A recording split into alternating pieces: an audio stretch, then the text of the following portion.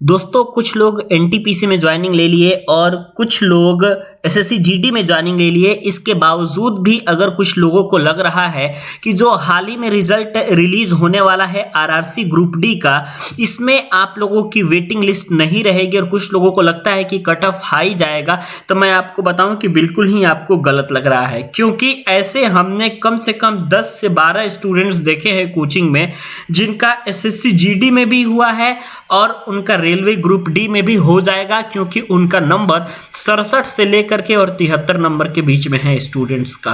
तो आप सोचिए कि अगर इतने नंबर लाने वाले स्टूडेंट एनटीपीसी और जीडी को चूज कर रहे हैं तो ग्रुप डी में जाहिर सी बात है कि ये लोग पीईटी में पार्टिसिपेट नहीं करेंगे, और जब ये लोग पीईटी में पार्टिसिपेट नहीं करेंगे तो निश्चित तौर पे आपका कट ऑफ डाउन जाएगा।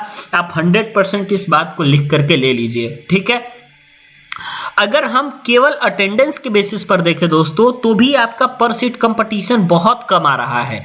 इतना पर seat competition RRC group D में कभी रहा नहीं है। इसके पहले आप देख रहे होंगे कि 60-65 हजार आपकी जब वैकेंसी आई थी 2018 वाले में, उस समय इस बार से ज्यादा फॉर्म फिलअप किए गए हैं, जबकि इस बार 1 लाख वैकेंसी है और इस बार जो है आपकी 1 लाख वैकेंसी है। पिछली बार फॉर्म भी ज्यादा फिल किए गए थे, बच्चों ने भी पेपर ज्यादा दिए, वैकेंसी कम थी।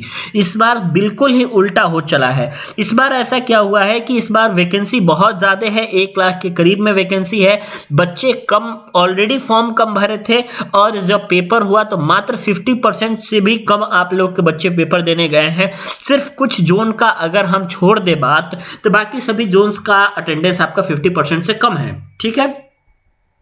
अब आइए अब हम बात करते हैं कि कितना एटलीस्ट आपका नंबर बन रहा है, तो आप लोग जो है पीईटी के लिए जा सकते हैं। पीईटी में मैं आपको ऑलरेडी पहले बता दूं कि 3 गुना कैंडिडेट रेलवे बुलाएगा, ठीक है।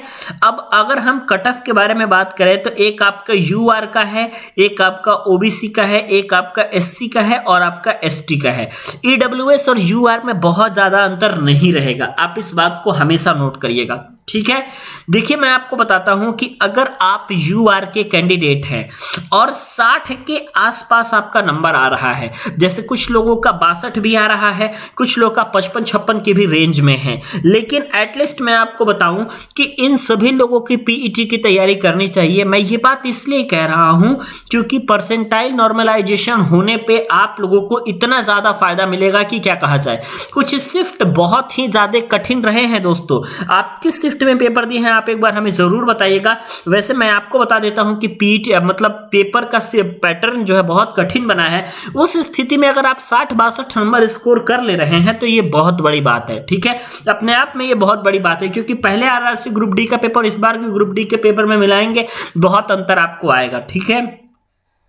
ओबीसी के स्टूडेंट के बारे में बात करें तो अगर ओबीसी के स्टूडेंट 55 के आसपास अगर हैं, जैसे 52-54 भी वाले बहुत स्टूडेंट हैं, 57-58 वाले भी बहुत स्टूडेंट हैं, पीईटी के लिए आप लोग तैयारी करना शुरू कर दीजिए, बिल्कुल भी देर मत लगाइए। क्योंकि काफी सारे स्टूडेंट ये समझते हैं कि पीईटी के लिए उनको अलग से समय दिया जाएगा, बिल्कुल नहीं। रेलवे अगर सभी चीजें टाइमली कराना चाहता है और रेलवे चाहता है कि सारी चीज भाई टाइमली हो, तो निश्चित तौर पर आपको जो है सारी चीजें जो है एटलीस्ट अपने तरीके से पूरा कंप्लीट लेकर के चलना है। कहीं भी कोई दिक्कत नहीं होना चाहिए पीईटी में, क्योंकि अगर आप पीईटी में छटते हैं तो बहुत ज्यादा दुख होता है, क्योंकि पूरी मेहनत आपकी बर्बाद चली जाती है।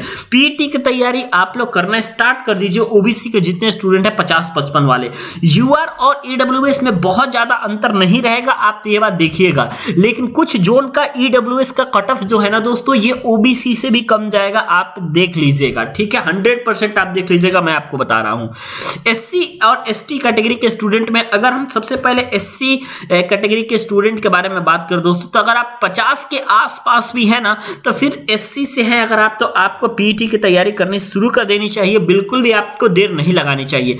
मतलब कि 45 से 50 के बीच में अगर आपका नंबर आ रहा है या फिर इससे कम भी है और आपका पेपर का शिफ्ट हार्ड है, तो निश्चित तौर पे आपको परसेंटाइल नॉर्मलाइजेशन का फायदा मिलेगा। ध्यान रखिएगा, अलग से सीटें आपके लिए आरक्षित है। तो तो 100% कट ऑफ कम जाएगा, आप इस बात को नोट करके चलिएगा। यही बात आपका एसटी वालों के लिए भी है कि 42 से लेकर के और 48 नंबर के बीच में अगर आपका नंबर आ रहा है तो आपको फाइनल सिलेक्शन से कोई भी नहीं रोक सकता, क्योंकि अभी अगर आपका इतना नंबर आ रहा है तो आप सोचिए कि पेपर के पैटर्न को देखते हुए अगर आपका परसेंटाइल नॉर्मलाइजेशन लगाया जाता है तो नंबर आपके इंक्रीज हो जाएंगे। 5-6 नंबर भी इंक्रीज होते हैं दोस्तों अगर आपके SC ST वालों के, तो वो फाइनल मेरिट के करीब पहुंच जाएंगे, आप इतना याद रखिएगा। तो ये जो है आपके लिए मोस्ट इंपॉर्टेंट है, इस चीज को आपको ध्यान देते हुए चलना है और एटलीस्ट जो है आपको पीईटी की तैयारी शुरू कर देनी है, क्योंकि आप अपने एंड से तैयार रहिए। बाकी रेलवे का रिजल्ट देखते हैं कब आता है, कोई ऑफिशियल अगर अपडेट आ रही है उसको भी मत मानिए आप जब तक कि आपके सामने रिजल्ट आ नहीं जाता, क्योंकि कब रिजल्ट आ सकता है इस बात की कोई गारंटी नहीं है। मुझे उम्मीद है कि वीडियो आपको समझ में आई होगा। अगर आपको वीडियो समझ में आते वीडियो को लाइक करिएगा, रेलवे के पल पल के अपडेट के लिए चैनल को सब्सक्राइब कर लीजिएगा।